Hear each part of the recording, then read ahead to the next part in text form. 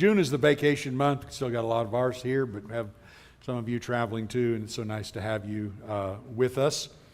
We have been talking for the past number of weeks about worship, and I'm going to add to that a little bit today, but in a different way than you might expect. The last sermon that we gave, we talked about Romans chapter 12 and verse 1, where the Apostle Paul said, "Therefore I urge you by the mercies of God that you offer your body a living sacrifice, holy and acceptable to God, which is your reasonable or spiritual worship." That statement alone obviously is tremendously challenging, and we have studied a number of challenging texts the last few weeks about what the Lord requires of us. Do not labor for the food that perishes, but labor for the food that endures to everlasting life. Many of the disciples turning and walking no more with Jesus in John 6, when he said, "You must eat my flesh and drink my blood." There is no doubt that the requirements that the Lord gives are extremely high. Discipleship is extremely challenging in many ways. There's a lot that God asks us to do. But I want to address something here that is something that I have seen lots of times and I've seen in my own life. And that is, as you study texts like this, as you listen to sermons like this, as we do Bible classes where we talk about the challenges of being a disciple, there are many times when it begins to overwhelm us. We begin to see this as something that is way too difficult at times in our lives. And that's understandable, and I think some of the reasons for that is that we have it out of balance. Teresa and I did this many years ago and continue to struggle sometimes with it. And that is that you want to do so much in God's work that it gets to the point that you get life out of balance. Read the words here. You're presenting your whole body as a living sacrifice to God. This is your reasonable worship. This is your spiritual worship. When you think about every single day of your life, you are reinventing what we have grown up thinking of as worship. Worship is not just some event. We are giving our lives up for Him over and again. Worship is not just something that we do now and then each week. Worship is our lives and offering ourselves to God day and night. And as we push ourselves, and let me emphasize, we should push ourselves. Paul said, "Do not grow weary in well-doing." Jesus, in his letter to the Ephesian Christians, complimented them for not growing weary in well-doing and not getting tired, so to speak, in serving God. And there's nothing wrong with getting tired in serving God. We probably tend a lot to convenience, and if it's easy, I will serve Him. But then there's also the fact that I believe most of us are very dedicated. And we can get so dedicated, and this is going to sound weird, we can get so dedicated that we can burn ourselves out. And I know some of you have worked that hard. And you get to the point where you go, I don't know how much more I can do. So this lesson is about balance. Worship that is a balanced offering of our bodies in service to God. And in the lesson, we're going to spend most of our time in the book of Ecclesiastes. So if you open your Bibles there, open your Bibles to Ecclesiastes, and we're going to highlight a few things about Ecclesiastes, and I think I'm going to show you some things that you may never have seen before. If you have, then you beat me, because these were things that I had not seen before. As many times as I taught and studied Ecclesiastes, there's some of these things that got better as I studied it this last time and looked at what is here. So let's start with this question. Well, why Ecclesiastes? Well, Ecclesiastes is about serving God instead of worldly pursuits. And most of you are aware of that. He starts the book with vanity of vanities, says the preacher. All is vanity. And he emphasizes the fact that when we pursue the things of this life and the pleasures of this life, that what we are often doing is we are pursuing the wind. We are pursuing vanity. And the preacher spends 6 chapters trying to get us to see that when we pursue that, when that is our life and we pursue that, we are going to end up chasing the wind and we're going to be a fool by trying to do the very things that Solomon, for one example, proved it could not be done. And this is different than contrastive to what you see at the end of the book. At the end of the book, the preacher says, now when all has been heard, here is the conclusion of the matter. Fear God and keep His commandments, for this is the whole duty of man. I would like you to notice I bracketed the word duty. Some of the older Bibles used to do that to indicate that the Hebrew did not have that word duty. Look at it this way. This is the whole of man. It is interesting to see Ecclesiastes as that bigger picture. In the beginning, your pursuits in life and all that is under the sun becomes vanity. But if you will fear God and keep His commandments, it will make you whole. This is the whole of man. This is why we are here. This is the whole reason why we're here. Remember Jesus saying, John 6, do not work for the food that perishes, but work for the food that endures to everlasting life. Get things in the right priority is the emphasis that Jesus gives. Now here is what has been interesting to me. How do we live that way? How do we live in a way that we avoid the vanity of all things that are earthly and yet at the same time be able to live for the eternal? Can we do that and live with the joy that God expects for us to have?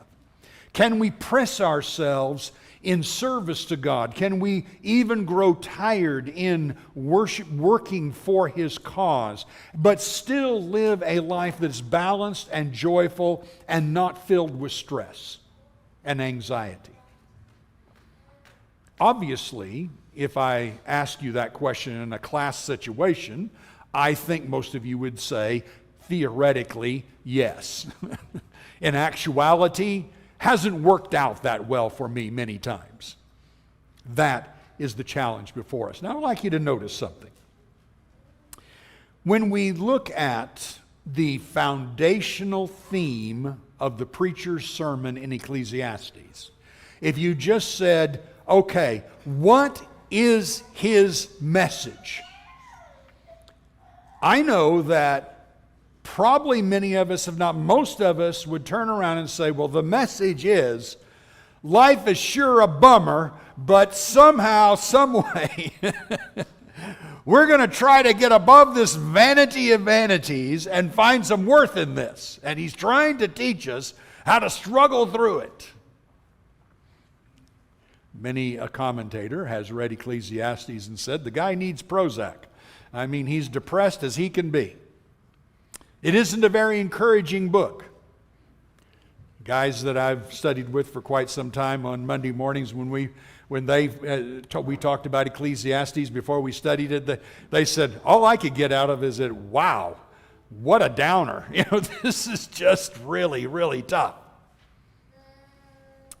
Watch this. Do you realize the word joy, joyful, enjoy, rejoice, enjoyment, and pleasure is used 27 times in this book? 27 times. What do you think the message is now? What do you think he's trying to get across now? No, no, no, no, no. This preacher is not trying to say, man, bummer, bummer. Maybe you can work through it. Let me tell you about how you got to get past this vanity. He is going to teach us about joy and joyful and enjoy and enjoyment and pleasure. And he keeps saying it all the way through the letter. Should that surprise us? In a New Testament perspective, the Apostle Paul used joy and rejoicing 19 times in just 4 chapters in the book of Philippians. And as he used it, he even in the midst of this talked about how we are the true circumcision who worship God by the Spirit of God. You know, every time you read in the New Testament about serving God in the Spirit, it is connected to joy. And Paul connects it here. It's connected to something that is freeing and life instead of death. Life is given through the Spirit, and we worship God in the Spirit is the picture of giving freedom and life and joy and enjoyment. And Ecclesiastes foreshadows that and gives us the details on how to bring that about. We have mentioned many times during this point of worship how that in Psalm 16:11 David exclaims this, in your presence, please, present tense here, in your presence is fullness of joy. At your right hand are pleasures forevermore. That's not just future, greater in the future, but tasted and enjoyed even now. And therefore, here's the deal. The basis that Ecclesiastes, that the preacher is going to give, the basis for joyful living, the basis for offering our body as a living sacrifice to God and finding joy, the basis of that is that having God at the center of everything that happens in our life. God at the center. Look in Ecclesiastes chapter 2, verse 24 through 26. Ecclesiastes 2, verse 24 through 26. I'll throw up on the board, but please see it in your Bible if you can. In verse 24, he says, there's nothing better for a person than that he should eat and drink and find enjoyment in his toil. This also I saw is from the hand of God, for apart from him, who can eat or who can have enjoyment? For to the one who pleases him, God has given wisdom and knowledge and joy, but to the sinner he has given the business of gathering and collecting, only to give to the one who pleases God. This also is vanity and a striving after wind. Look carefully at how many times God is referenced here in this. He mentions it here. This is from the hand of God. What is from the hand of God? That being able to eat and drink and find enjoyment in your toil. This is from the hand of God. This is a gift of God. And then he says, for apart from him, who can eat or who can have enjoyment? Please emphasize that. Apart from him, who can eat or who can have enjoyment? And it doesn't mean, since you're a Christian, you'll be able to eat and have enjoyment. No, since you put things in their proper place in your Christian life, you will be able to eat and have enjoyment. And here, then, as he goes on, for to the one who pleases him, God has given wisdom and knowledge and what? Joy. Now, do you go out and pursue the joy? Oh, that's what I'm going to do. I'm going to go out and pursue the pleasure. I'm going to go out and pursue the joy. No, you're not. You're going to get vanity when you do that. He gives it. I remember a lesson like that when I was young. Blessed are, Jesus said in the Sermon on the Mount. You don't go get it, you become it. You enjoy what he gives you. You enjoy the process of what he's done to bring it there. Then look at the end. What to the sinner? He's given the business of gathering and collecting, but only to give to the one who pleases God. Everything is centered around God. Now, God is the one who gives this. God is the one who provides the joy and provides the enjoyment. And he gives to the one who pleases him. And the sinner, he uses him to give joy and pleasure to the righteous. It is just interesting to see how much of that is there. Now, key word here, even though the word is not actually used by the preacher, the idea throughout it is contentment with what God gives. I cannot go pursue it. If I pursue it, I lose it. Jesus said it that way, if you deny yourself and take up your cross and follow me, whoever tries to save his life will lose it. Whoever loses his life for my sake will find it. Find what? Find life. Not talking about eternity simply. Talking about now, you're actually going to find this. So we focus on contentment of whatever God provides. That's the way we find the enjoyment in service to God.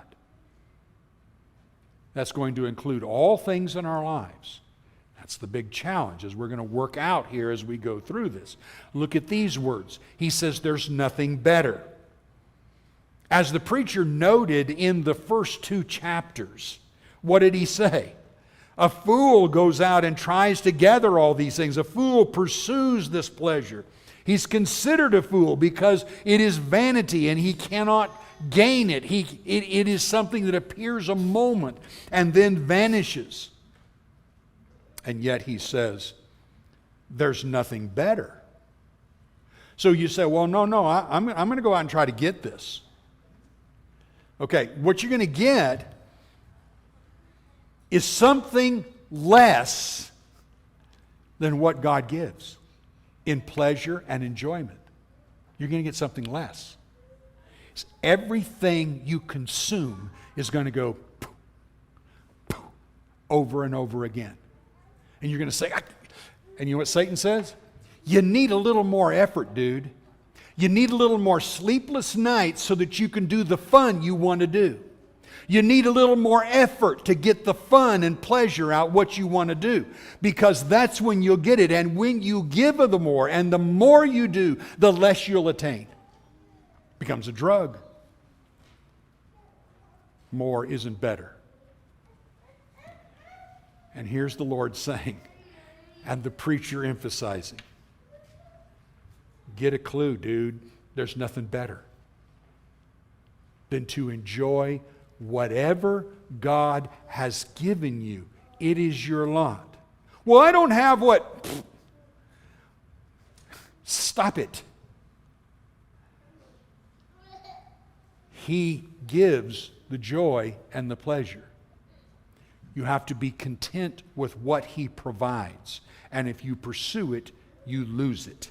That happens over and again. And so look at the picture that He's giving here. We're going to look. I want you to see some text very quickly. These aren't going to be on the screen. Chapter 3 and verse 12. Excuse me, went too far. How do you go back on this thing? Chapter 3, verse 12 and 13. Very quickly, notice.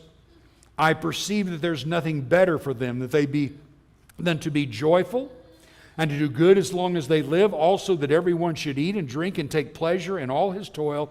This is God's gift to man. There's a choice that you make here. There's a choice. You can choose then to be joyful. Could just easily ask this question. Do you choose to be joyful with what He's given you each day? You know when I have the hardest time being joyful? When the ding-dong in front of me is reading his phone and going all over the road. Hard to be joyful during that time, and I have to convince myself, stop it, stop it, stop it. I watched 2 people yesterday in front of me nearly go off the road. I don't know how both of them could be seeing their phone at the same time right in front of each other, and it's amazing. Curb, boom, oops. I get tense. I get crazy. Nicole just goes, whatever. She's cool. I love how cool Nicole is. If I could get some of that coolness, I would be better. But there's the picture. Make a choice. Make a choice, do that. Secondly, 3:22. So I saw that there is nothing better than that a man should rejoice in his work, for that is his lot. For who can bring him to see what will be after him? You don't know what's going to be tomorrow, so you need to take this now. Today is the day. Remember Jesus' parable with the rich man, the rich fool? Remember what he said when his land produced a whole bunch? And the parable began with the words, a certain rich man. And he said when he had all the crops, I know what I'll do. I'll tear down my barns and build bigger barns, and I will lay in store this stuff, and then I will say to myself, eat, drink, and be merry. You are so dumb, you don't realize you're rich already and you don't have joy. How can you say that when I get richer, I'm going to have joy when you're rich now and don't have joy? You concentrate not on what may be that you have no idea will come, but on what you have. And today, you live in joy. Chapter 5, verse 18 through 20. The preacher again goes back to emphasize this. Behold, what I have seen to be good and fitting is to eat and drink and find enjoyment in all the toil with which one toils under the sun, the few days of his life that God has given him, for this is his lot. By the way, notice where he's finding enjoyment. In what he does. Crummy job. Tired of this job. Don't like this job. He finds enjoyment. He finds enjoyment in doing what he's doing and enjoyment in life. And then verse 19, everyone also to whom God has given wealth and possessions and the power to enjoy them, not everybody gets that, and to accept, please, you color in your Bible? Boy, that's a big one. And to accept his lot and rejoice in his toil, this is a gift of God. For he will not much remember the days of his life, because God keeps him occupied with the joy of his heart. Look what is he occupied with? He's occupied with joy. And he's not much remembering the ups and downs in life. He's not concentrating on that. It was tough, but who cares? We're here today. We're doing all right. And that's what God gives. One more, chapter 8, verse 15.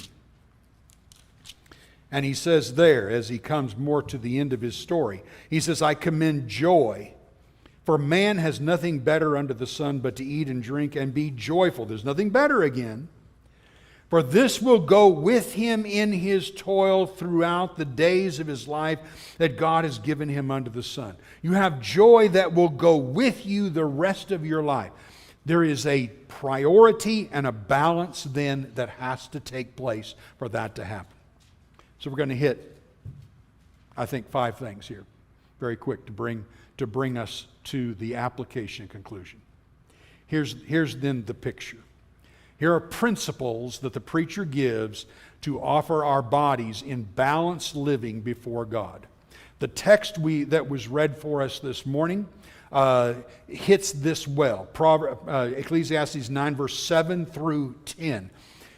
Highlight that one as one of those things. You could take that and abbreviate it, if you will. You could abbreviate it very easily. Sammy's good at making those things on a T-shirt. You could do that. You could put it on your fridge. You could make some pretty calligraphy. I could make some real ugly things, but this is a real good main point here. How do you balance life? So you notice the first thing he says: go eat your bread with joy and drink your wine with a merry heart, for God has already approved what you do. You're in a condition of approval with God. God's first. God's first. You have this joy, this purity of life, this positive outlook, and you have God first in your lives. That's where you begin. You run into people all the time, they're living in misery. And not living in misery simply because miserable things happen to them, because miserable things can happen and you can live in joy. They're living in misery because they create their own misery. Because they follow the wrong side of Proverbs. They follow the part that the consequences come and they don't like it. And I many times have said, look, your problem is that you have started buttoning your shirt at the wrong place. You ever done that? I think sooner or later we all do. You kind of go, oops, second one here. And what do you have to do? Even when you got to the very bottom, what did you have to do? You had unbutton everything and start with the right button. The right button is God. You start any place else, vanity of vanities. You have just ruined your life. There is absolutely no way to recover from it. Everything has to be unbuttoned, and you have to start at the right place. That's the picture that he's giving here. Secondly, enjoy life with spouse and children are the natural outcome of spouse. But notice what he says in verse 9, enjoy life with the wife whom you love all the days of your vain life that he's given you under the sun, because that is your portion in life. I've stressed here with, not apart from. Not you go off and do your thing. With. And there's a gift that's here. Marriages fall apart all the time. Studying with a guy that none of you know, but we're trying to work with him. And mentioned the other day that he's getting a divorce. And of course, I'm trying to stop it. So I was not surprised when he told me. Because he travels for his job, and he and his wife aren't together. Well, what did you expect was going to happen? What did you expect was going to happen? Man, it's a really good paying job. Now you have a really good paying job and nothing else. Don't be a fool. Enjoy with. You say, well, I'm not married. You know how to apply that. You enjoy life with. We enjoy life with. Working on a sermon for a follow-up here. Worship doesn't happen apart from relationships. Doesn't happen. You don't come here and go, I worship. You didn't. It happens in relationships. That's what you see all the way through the New Testament. Yes, worship happens independently. It must. But it happens in relationships. Otherwise, he wouldn't have made the church. We have to see this very, very importantly. Thirdly, comes your work, your ministry to God, the practical things you do, your service to God. Do it well, do it with your might, but you keep the other things in the proper order, the proper priority. You don't mean you do your job with your might and sacrifice your children, sacrifice God, sacrifice your wife. You do not do that. That's not the way that works. Because if you mess up this order in any way, that's called idolatry.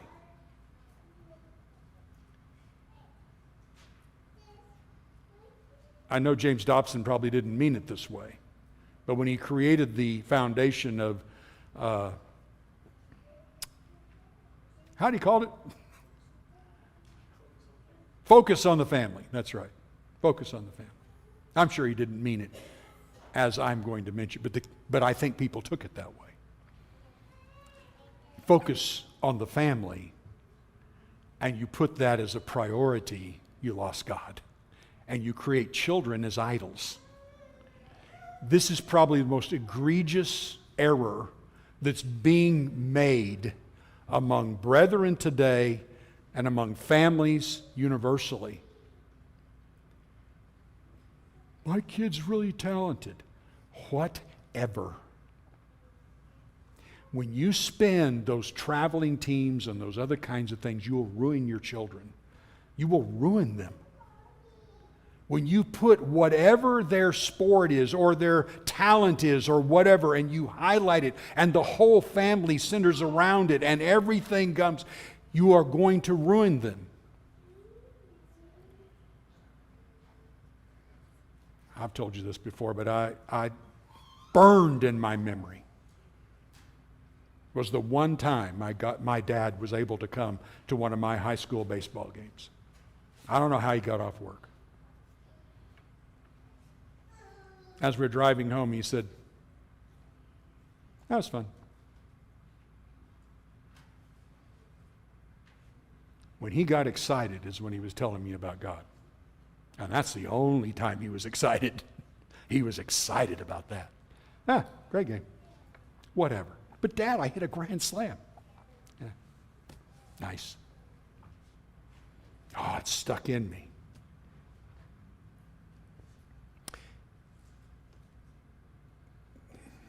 Do you know how kids hear a parent when a parent says, well, it's okay, this time we'll miss Wednesday night because I know you've got this or that. It's just Wednesday night. Do you know how they hear it? You know how they hear it.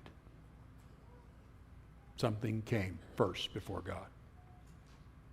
You know how that affects you as an adult? Just keep it up.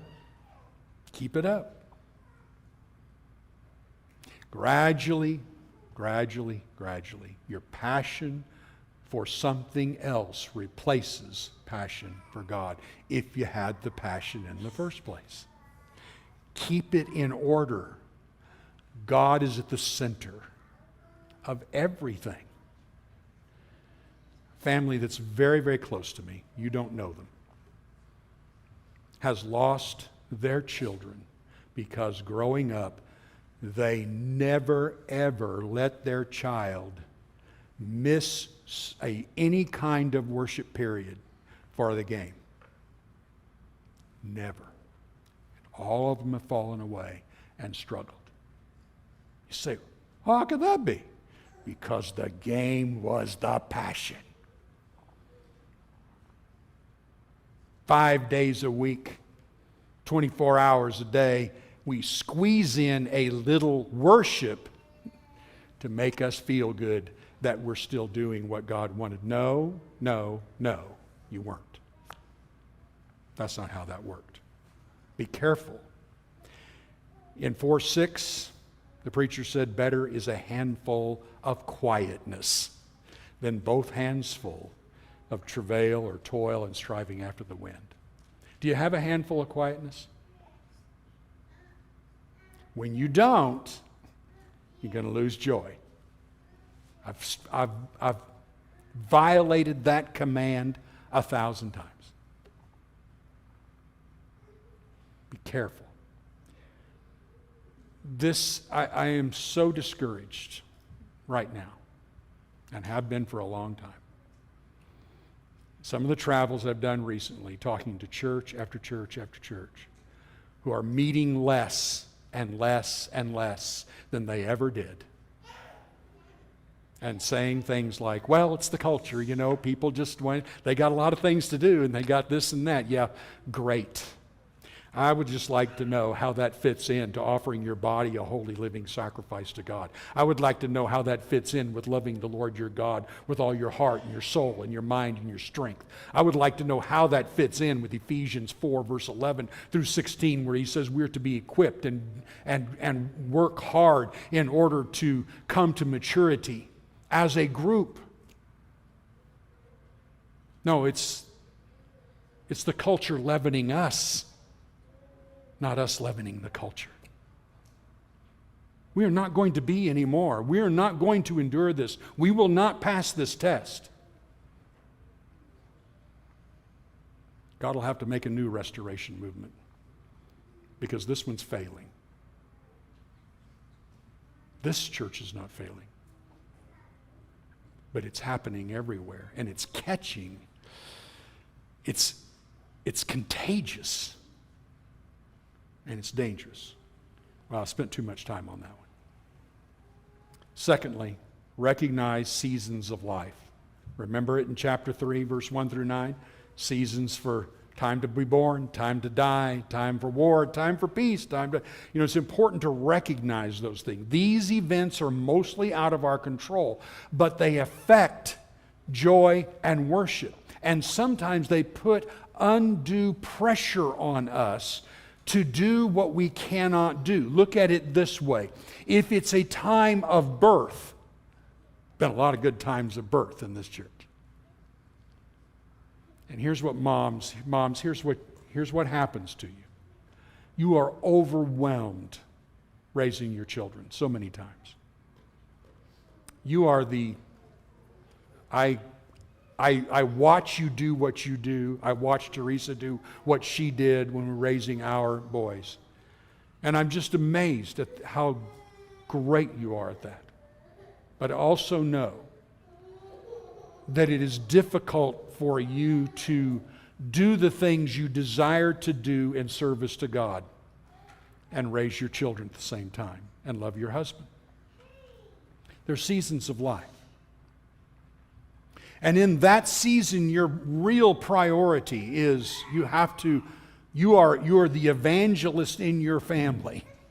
You're raising your children to become God's arrows into his enemy. You're doing the greatest work that can be done at that time. You don't want to take away from that. You want to feel good about that. You don't want to feel guilty that, well, I should be doing more for the church or something. Now, do what you can do, but be careful. Because if you don't, it can end up in breakdown, depression, anxiety, and not the joy. Balance. Please include love your husbands, not just your children. Best thing you do for your children is love your husbands. Husbands, best thing you do for your children is love your wife. Understand the seasons of life. We accept these events knowing that in each season it requires us to make adjustments. We can't do everything we might want to do in this season, but the next season we'll be able to do more of some of the things we wanted to do. Great. But make that balance always go on in your life. Each stage of life has its challenges, its burdens, its busyness. It doesn't matter whether you're single or you're married with children or you empty nest or you're older. Everything has a season and a balance in which you do what you can do. But you maintain that handful of quietness in your relationship with God that trickles down through all of it and permeates everything you do. Thirdly, react properly in the days of prosperity and adversity. Chapter 7, the preacher says this in chapter 7 and verse 13. Consider the work of God, who can make straight what he's made crooked. In the day of prosperity be joyful. In the day of adversity consider. God has made the one as well as the other so that man cannot find out anything that will happen after him. God wants us to trust him every single day. And therefore, he does not want us to extrapolate out on what may be tomorrow. Jesus warned us about that, didn't he? Don't be anxious for tomorrow. And that's what he's saying here. Every day is going to be different. And God puts it every day different. Some days are going to be a day of prosperity. Some are going to be a day of adversity. And both are good. That's what I miss. I've missed that one. Both are good here because they're used for God's purposes. God has given both of these because they are useful in making us who we ought to be. And we need to accept that because in the day of adversity, what's he say to do? Consider. Time to step back and go, what's the balance here that I need to keep in my life? Seasons are important for us to understand that. I like what Tim Keller said in a sermon that Teresa was listening to recently, and I was hearing in the other room. He said, Americans are the only country ever to believe that people shouldn't have to suffer. I thought it was a pretty interesting statement. Yeah, we don't accept that. We can't just get COVID and let it go. No, we've got to control it. Got to make it work. And we didn't because seasons are out of our control. We can't get that. Fourthly, recognition of time. In chapter, we could spend so much time on the details here, I never intended to, but in chapter 11, in verse 1, you'll note just verse 1, cast your bread upon the waters, for you'll find it after many days. Give a portion to 7, even to 8, for you know not what disaster may happen on the earth. Verse 6, in the morning sow your seed, at the evening withhold not your hand, for you do not know what will prosper, either this or that, whether both alike will be good. You recognize that you have a short time today to do something that you're supposed to do in service and worship to God. It might be your family. It might be whatever it is in this season right now. But you sow your seed and you do the good that you ought to do, and you don't let yourself be overwhelmed. But you have a season and you have a time, and that time is very important. In verse 8, he says, if a person lives many years, so if a person lives many years, let him rejoice in them all, but let him remember that the days of darkness will be many. All that comes is vanity. Rejoice, O young man, in your youth. Let your heart cheer you in the days of youth. Walk in the ways of your heart, in the sight of your eyes. But know that for all these God will bring you into judgment. Please remember, in the day of your youth, God will bring you still into judgment. Do not think in terms of at some other point. We have a short window of opportunity. You do not know when that window will change at all. And remove vexation from your heart. In chapter 12:1, remember your Creator in the days of your youth, because it's going to pass very, very quickly. You have a short time to lay the proper foundation. If pleasure is your goal when you're young, you are going to pay for it when you're older in the lack of maturity and spirituality that you were supposed to get when you're younger. Please do not miss that. That's the direct command here.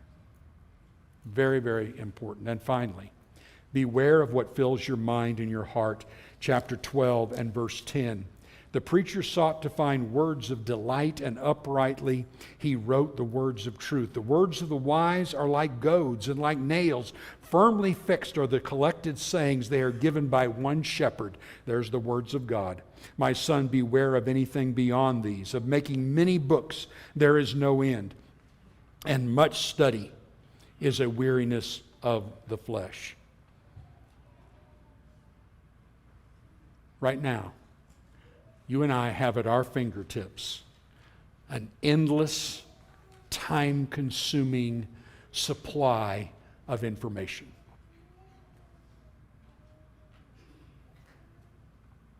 I think we might find it, and I think God would find it, sad and embarrassing if we compared the amount of information that we consume off of the internet with the kind of way that we go about consuming the knowledge and wisdom and word of God. He said, be careful. Anything more than this, more than what? But more this message that's given by one shepherd, anything more is dangerous. It's a weariness of the flesh. So balanced living in our daily worship, so that we maintain the kind of priorities and the kind of order that we have, is going to bring us joy, and living in joy all our life, and not living in anxiety, but still offering our bodies a holy, living sacrifice to God.